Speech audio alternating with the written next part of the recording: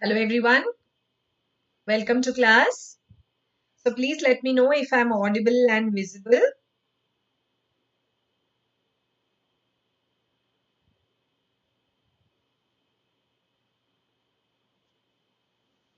Please let me know if I'm audible and visible.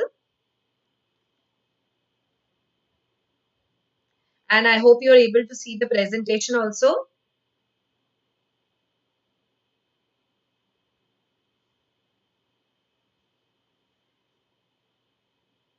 Okay, so let me start with today's session. So today's session is a short session of MCQs on a topic that many students had requested, that is ophthalmic instruments. So I will be running you through the MCQs on the ophthalmic examination instruments and also some important surgical instruments. So let's start. The first instrument that I want to show you is this. What is this instrument used for? So the options given to us are, is this used for fundus examination? Is it used for refraction? Is it used for anterior segment evaluation or angle evaluation? What is this instrument used for? So any idea what is this instrument and what do we use this instrument for? What do we use this instrument for?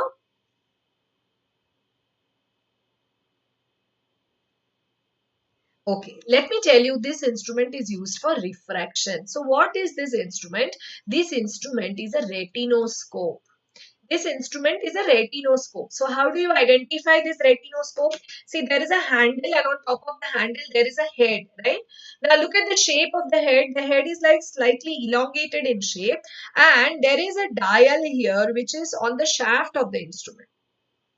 There's a dial here which is on the shaft of the instrument. This is called as a retinoscope. Now, though the name of this instrument is retinoscope, it is not used for retina evaluation. It is used for refraction. So, the name is retinoscope, but it is actually used for refraction. So, this is a retinoscope used for refraction. I think many of you confused it with the ophthalmoscope. Now, ophthalmoscope is the instrument that is used for posterior segment evaluation, that is fundus examination. So, for fundus examination, the instrument that we use is an ophthalmoscope, not a retinoscope. Now, this instrument, though its name is retinoscope, it is actually used for refraction. Now, I'll just show you another image which is going to clear your confusion a little bit. Just give me 1 minute. Many of you have confused it with these two instruments. Now, if you look at these two instruments, what are they? See, this is your direct ophthalmoscope. These are the ophthalmoscopes. This is the direct ophthalmoscope and this is the indirect ophthalmoscope. Here, this one. This is your IDO. Now see, the direct ophthalmoscope and the indirect ophthalmoscope, they are used for examination of the retina. And the DO kind of looks similar to your retinoscope because this also has a handle and on top of the handle there is a head. But look at the head of this instrument. The head is kind of roundish. And look at this dial. This dial is located at the side of the instrument. So here also there is a handle and there is a head. But ये जो head है ना, this is not as elongated as you have in a retinoscope. And the dial that you have here in an ophthalmoscope, this is located at the side of the instrument. Whereas in this one, see here, this dial is located at the shaft of the instrument. So this is a retinoscope which is used for refraction, whereas ophthalmoscope is used for posterior segment examination. Okay? Sure. Next instrument. What is the instrument in this picture? What is this instrument? Is it an operating microscope? Is it a USG-A scan? Is it a keratometer? Or is it a slit lamp biomicroscope? What is this? Chalo, tell me, what is the name of this instrument? Correct. This is the slit lamp biomicroscope. This is the slit lamp biomicroscope, the most basic instrument that is essential for any ophthalmic OPD because this is mainly used for anterior segment evaluation. This is used for evaluation of the anterior segment. What do I mean by anterior segment? See, all the structures including the crystalline lens. So all the structures in front of and including the crystalline lens, that is your anterior segment and that is evaluated using this slit lamp biomicroscope. Okay. Sure. Now, with this slit lamp biomicroscope, if you use this additional lens, that is this 90D lens, then you can also do a posterior segment evaluation with the with the slit lamp bimicroscope. So ideally the slit lamp bimicroscope alone, it is used for anterior segment evaluation. But देखो यहाँ पे the small lens that is kept, if you use the slit lamp and this 90 diopter lens together, you can also examine the posterior. Okay, next question. Identify this instrument. What is this instrument in the photograph? Is it a pachymeter? Is it a USG-A scan? Is it a keratometer or is it a phoropter? What is the name of this instrument? What is the name of this instrument? Okay, this is the phoropter. This is a phoropter and this is one of the most recent instruments that is used for refraction. So see here what it's doing is it is inserting lenses in front of the patient's eye. You can see it looks like a trial frame only, but a very complicated trial frame. Now here it evaluates the refractive error and it also does a subjective refraction by inserting these powers in front of the patient's eye. So this is the phoropter, which is one of the newest instruments that we have for assessment of refractive. ठीक है, चलो next question. Identify the instrument in this picture. What is this used for? All these are OPD instruments. We have still not come to the surgical instruments. What do you think the instrument in this picture used for? Is it used for duochrome test? Is it used for diplopia charting? Is it used for refining the axis and the power of the cylinder? Or is it used for visual acuity evaluation? What do we use this instrument? Correct. This is used for refining the axis and the power of the cylinder. So what is the name of this instrument? This is called as the Jackson's cross cylinder. This is called as the Jackson's cross cylinder. And see, it basically consists of two cylinders of same power but of opposite signs which are at right angles to each other. So either C minus 0.25 plus 0.25 रहेगा या फिर minus 0.5 plus 0.5 रहेगा. So minus 0.5 plus 0.5 or minus 0.25 plus 0.25, they are arranged perpendicular to each other. So once you have finished with your subjective refraction, at the end of this you use this instrument to fine tune the axis and the power of the cylinder. So this instrument at the end of, after you have finished your subjective refraction completely, after that we use this instrument. Why? Because it helps to fine tune the cylinder. So thoda sa cylindrical power as well as the axis, to refine that we use this Jackson's cross. Okay, let's go to the next instrument. Okay, by the way, what is this? Any idea what is the name of this? This is also one of the things that is tools that is used in refraction. So this is Jackson's cross cylinder. Any idea what is this?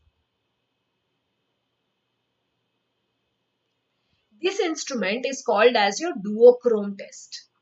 This is your duochrome test. So this is also used to refine the spherical correction at the end of your subjective refraction. So because this Jackson's cross cylinder, it helped you to refine the cylindrical correction in your prescription. This helps you to refine the spherical correction in your prescription. So you ask the patient whether the red is brighter or the green letters are brighter. The letters in red are brighter or green are brighter. Now, if he says that the red is better, what does it mean? It means that the patient is slightly myopic. At the end of your correction, the patient is slightly myopic. But if he says that the green is better, then it means that at the end of the refraction, the patient has become slightly hypermetropic. And ideally, we would want to leave the patient slightly myopic. So red better is okay. If both are same, then we say that the duochrome is balanced, which is very good. If he says that both the red and the green letters are equally bright, then we say that the duochrome is balanced, and that is very good. But that may not be achieved. The patient most of the time will say either the red is better or the green is better. But we would want to leave a patient as red better. It is okay if the patient is slightly myopic at the end of the refraction. We don't want the patient to be slightly hypermetropic at the end of refraction. So red better is good, balanced is also very good, but green better is better avoided. So this is how we refine our spherical correction at the end of refraction. So this is the tool for fine tuning of spherical correction, and Jackson's cross cylinder is the tool for fine tuning your cylindrical correction. Okay? So, next. All are true about the instrument that is shown in this picture, except it gives a stereoscopic view of the fundus, view up to the retinal periphery. It is useful in hazy media like a cataract, and it gives a virtual and erect image. So which is not true. So which is the false about this particular instrument? So tell me which is the right answer. Correct. It does not give a virtual and erect image. This instrument, it gives a real and inverted image. It gives a real and inverted image. So let me just show you about these two ophthalmoscopes. See, these are the two instruments or ophthalmoscopes which are meant for posterior segment evaluation. So see, वहाँ पे हमने जो देखा था, that name was retinoscope, but it has got nothing to do with retina examination. It is meant for refraction. These are the two instruments meant for retina examination, that is the DO and the IDO. Now, the first one, that is the direct ophthalmoscope, its USP is that the magnification is very high. It has got high mag, but the field of view is very, very limited. Because the zoom is more, that's why the field of view is very, very limited. So, it has a limited field of view. It allows us to examine only the central part of the retina, that is the disc and the macula. Okay, the indirect is the opposite of this. The mag is less. The mag is much lesser. Now, because the zoom is less, it allows us to examine up to the retinal periphery. So, the field is up to the retinal periphery. So, that's why the IDO is preferred in conditions where we want to thoroughly screen the retinal periphery. Now, one more thing about this IDO is this IDO allows the examiner to use both his eyes. Whereas, see, with the DO, the examiner can use only one eye. So that is why with a direct ophthalmoscope, you don't get a very good perception of depth. So this is called as non-stereoscopic view. Whereas with an indirect ophthalmoscope, because the examiner is allowed to use both his eyes, that's why he will get a better perception of depth. That is called as a stereoscopic view. And with the indirect ophthalmoscope, the light is very bright. So it is very useful if you have a hazy media like a cataract or a corneal opacity. Okay? So if the media is hazy like a cataract or a corneal opacity, then it is useful. That is the indirect ophthalmoscope. Now with the direct ophthalmoscope, this is a virtual image and therefore it is an erect image. Whereas with an indirect ophthalmoscope, we get a real image and that's why it is inverted. So it has a learning curve also because everything that we see is actually inverted, meaning everything that we see inferiorly is actually the superior retina. Everything that you see nasally is actually the temporal retina. So these are the two instruments that we use for examination of the posterior segment. Direct ophthalmoscope, it has high magnification but allows you to see only the central part of the retina. The view is non-stereoscopic because the examiner is allowed to use only one eye. We get a virtual image and therefore the image is erect. With indirect ophthalmoscope, the magnification is much lesser, but the good part is that it allows us to examine up to the extreme periphery of the retina. Here, the examiner has the option of using both his eyes, so he gets a better perception of depth. It gives us a real image and therefore the image is inverted. Okay, so these are the instruments for posterior segment evaluation. So see, the slit lamp bimicroscope is for anterior segment evaluation. This is for anterior segment evaluation. And with the slit lamp, if you use a 90 diopter lens, then that helps you to evaluate the posterior segment. Along with that, the DO and IDO also help us to evaluate the posterior segment. Okay, chalo, let's go to the next question. What is the procedure that is shown in this photograph? What is this procedure? Is it a gonioscopy? Is it a keratometry? Is it applanation tonometry? Or is it corneal scraping? What is this procedure that's shown to us in this picture? What is this? Correct. This is an applanation tonometry. So this is used for what? This is used for evaluation of the intraocular pressure. This is used for evaluation of intraocular pressure. So see, this is the Goldman applanation tonometer, which is the gold standard tonometer. This is our Goldman applanation tonometer. This is the Goldman applanation tonometer, which is the gold standard tonometer. But this is attached to the slit lamp. So see, this at this point, it is attached to your slit lamp bimicroscope. And this is actually your applanation biprism, which is meant to touch the surface of the cornea. So here what you do is you first stain the tear film with fluorescein dye. and you put on the cobalt blue filter of the slit lamp. So that's why see the background is blue. So first you make the patient sit on the slit lamp, you anesthetize the cornea, you stain the tear film with fluorescein dye and you put on the cobalt blue filter of the slit lamp and you make this applanation biprism touch the surface of the cornea. Now when this happens, this is your examiner's view. This is what the examiner, that is you, will get to see this. And what do we get to see in the examiner's view? See, you get to see two semicircles like this. So these two semicircles, they are called as the applanation tonometry Myers. And the pressure is to be recorded when these two semicircles are just touching each other. So when these two semicircles just touch each other, that is when you get to, that is the right time to record the intraocular pressure. All these images can come in the exam. So see here, you can see the cobalt blue filter of the slit lamp being put and the biprism touching the surface of the cornea, and this is the examiner's view of the applanation tonometry. Okay, so this is the gold standard for evaluation of IOP. So this is the gold standard tonometer. Now let me show you another procedure which is being done on the slit lamp. Identify this procedure for me. What is the name of this procedure? Is it a gonioscopy? Is it keratometry? Is it applanation tonometry? Or is it corneal scraping? What is the procedure that is shown in this photograph? Is it gonioscopy, keratometry, applanation tonometry, or scraping? What is this?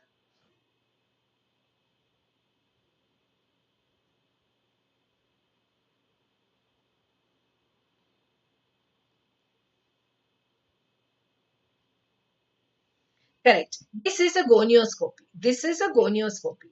Now, for gonioscopy, you need this instrument, this lens, which is called as the gonioscope.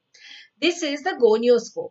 Now, the first one, this is a 3-mirror gonioscope. The 3-mirror gonioscope doesn't have a handle. And this is a 4-mirror gonioscope, which also has a handle. So, there is a 3-mirror gonioscope and the other one is a 4-mirror gonioscope, which has a handle. Now, here also, you need the slit lamp. So, see, the patient has to sit on the slit lamp. You have to anesthetize the cornea and you have to insert this gonioscope and then look through your slit lamp. And then what do you get to see? What is gonioscopy meant to evaluate? Gonioscopy is meant to evaluate the angle of the anterior chamber. And what is the importance? In which disease is the angle of the anterior chamber important? We all know that it is important in glaucoma. So this is a picture of gonioscopy. So this is a gonioscope. You first anesthetize the cornea, make the patient sit on the slit lamp and you insert this gonioscope in the eye and then you look to evaluate the angle. And this is the picture of, this is the gonioscopy view. This is your examiner's view. This is the examiner's view and this is what the angle looks like. Okay, let's go to the next question. Identify this instrument. What is this instrument? Is it the eye speculum? Is it a Calazion scoop? Is it a Calazion clamp? Or is it an evisceration spatula? What is this instrument? Any idea what this is?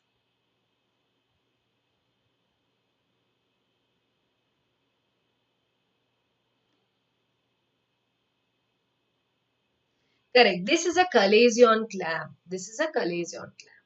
Now see, for a Calazion, what you do is you do incision and curettage, right? Incision and curettage. Mind you, incision and drainage nahi. Incision and curettage. This is what we do for a Calazion. So in a Calazion, first to fix the Calazion, you use this instrument. This is called as a Calazion clamp. So this is used to fix the Calazion. Then you make an incision on the Calazion and then you take a spoon to remove all the material which is there inside the Calazion. This is called as your Calazion scoop. So two instruments are required for this. The first one is the Calazion clamp, which is meant to fix the Calazion.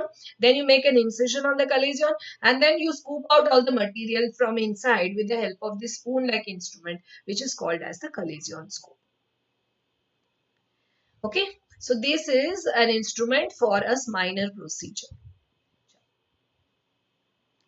Identify this instrument for me. What is the name of this instrument? Is it a crescent blade? Is it an MVR blade? Is it a keratome blade, or is it a diamond blade? What is this instrument?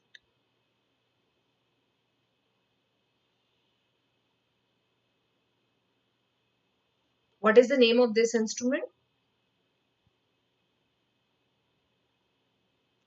Okay, let me tell you, this is a crescent blade. This is a crescent blade. Now, where do you use this crescent blade? So first look at this blade. ये जो blade है ना, see it has this kind of a rounded cutting edge, right? Now, where do we use this crescent blade? This crescent blade is used to make the sclerocorneal tunnel incision in case of SICS. So see here what you're doing in SICS, you're making an incision here on the sclera. Then from the sclera into the cornea, you make a tunnel like this. So this is a sclerocorneal tunnel incision. Where do you do this? This is done in small incision cataract surgery or SICS. Okay, so how do I identify this blade? See the front end of the blade, it is curved like this, a rounded blade. And it has got a cutting edge, but the anterior edge of it is rounded. So here we make an incision on the sclera, then we make a sclerocorneal tunnel, and then after we reach the anterior end, that is the cornea, then we are going to dip into the anterior chamber. So this tunnel creation in SICS, this is done with this crescent blade. I'll tell you where many of you got confused. Many of you thought that it is a keratome blade, but look at the keratome blade. This is your keratome blade. Keratome blade को देखो, the front end of edge is like this. It is sharp like this. ऐसे है ये. Where do we use this blade? This is used for making the clear corneal incision in phacoemulsification. So here, this is phacoemulsification cataract surgery. The previous one was SICS, that is small incision cataract surgery. So this is phacoemulsification cataract surgery. Here we need a much smaller incision. So see, this is an incision through the cornea. The size of the incision is generally less than 3 mm. And here, to make this clear corneal incision, I will use this keratome blade. But the keratome blade is also used in SICS. Once you have created this sclerocorneal tunnel, now from the anterior edge of the tunnel to enter into the anterior chamber, you need this keratome blade.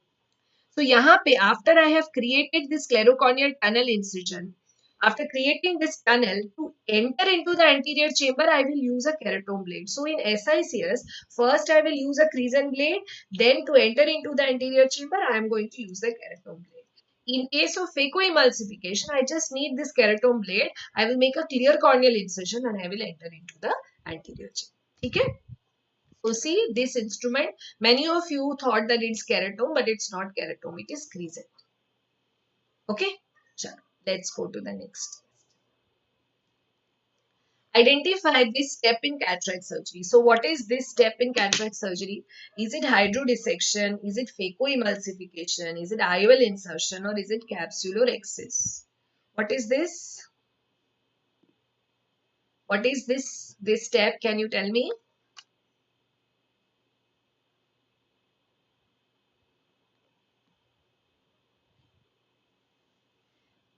Yes, this is capsulorhexis. So see this capsule, we want to make an opening, a circular opening in the anterior capsule. First you stain the capsule with trypan blue dye. The capsule is stained with trypan blue dye.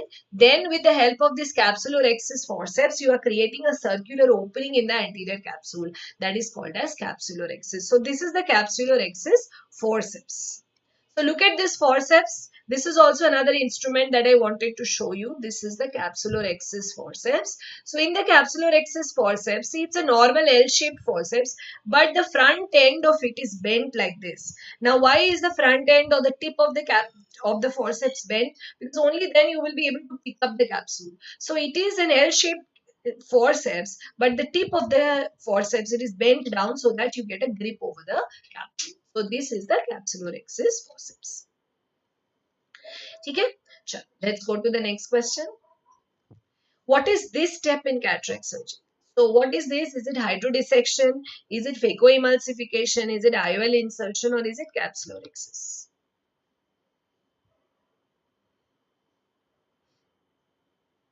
Any idea what is this?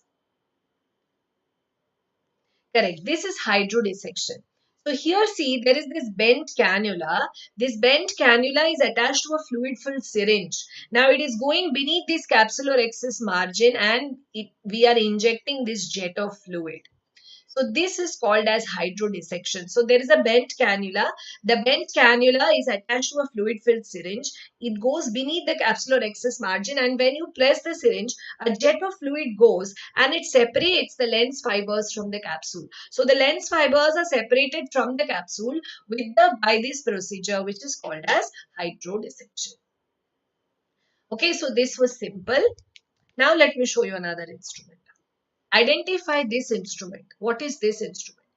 Is it a phacoemulsification probe? Is it an irrigation cannula? Is it an IOL injector? Or is it an irrigating vectis? What do we call this instrument? Any idea what you call this instrument?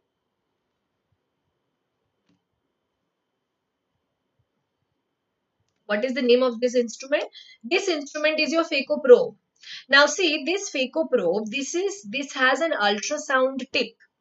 This is an ultrasound tip and it is attached to a vacuum pump. Look at these tubes, they are attached to a vacuum pump. So what this phacoprobe is going to do is, it is going to emulsify the nucleus. It emulsifies the nucleus. So this ultrasound tip, it emulsifies the nucleus and the vacuum helps to aspirate it. So it emulsifies and aspirates the nucleus so that this big nucleus can be removed through a very small incision. So there is a small incision which is only less than 3 mm, so that this probe goes inside and this ultrasound tip, it emulsifies the nucleus and the vacuum that is attached, it sucks in those pieces and together they are able to remove the entire nucleus, which is so big, through a very small incision. So this is the phacoemulsification probe. So this is the most essential equipment that is required to do a phacoemulsification cataract surgery, right? Now, many of you actually confuse this with this. This is with irrigation vectis. It always happens. Now, see, this is your irrigation vectis.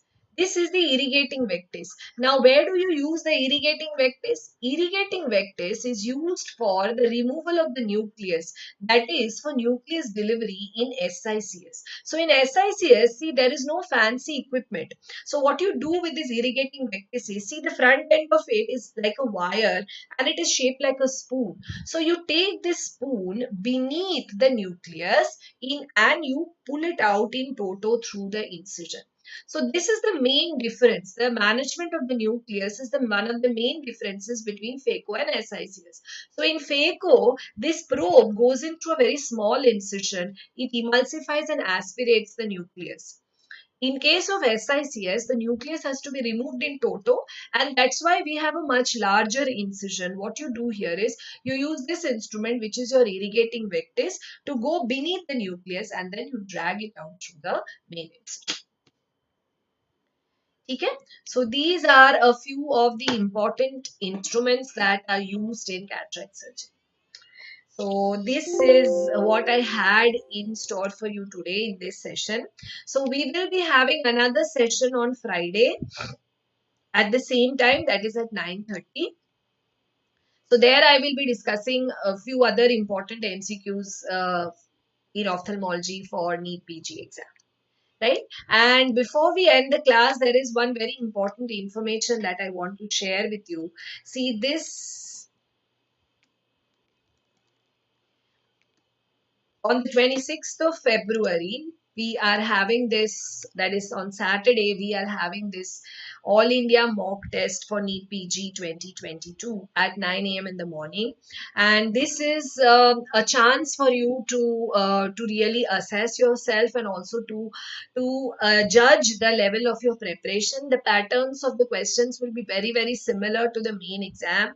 And I would encourage all of you to enroll for this exam and to take this exam for two reasons. One, a lot of people will be taking the exam, so you will be able to judge your position. And more importantly, it will tell you that what are the topics or the subjects where you need to revise more because you are not able to apply the concepts, or you are not able to recall the concepts or recall the facts. So these grand tests or mock tests are actually very, very important. They simulate the real exam, and one, they help you to judge your level of preparation, and also they tell you where are your fallacies, what are the things that you need to revise more. So do join for this mock exam, that is on the 26th of February at 9 a.m. Right, and those of you who are still not a part of our Plus platform, do join in for the Plus platform by enrolling for the Plus subscription. And for this, you can use my code Dr Sudha. And if you want the best of both Unacademy and Prep Ladder, then you can go in for the Iconic subscription. And for that also, you can use my code, that is Dr. So don't forget the date for the All India mock test, that is the 26th of February, that is this Saturday at 9 a.m. in the morning. So do enroll and be a part of this test. So thank you very much, everyone. So I hope to see you again for the next session of this NEET PG MCQ revision. That's on Friday at 9:30. That is the same time. Bye-bye and good night.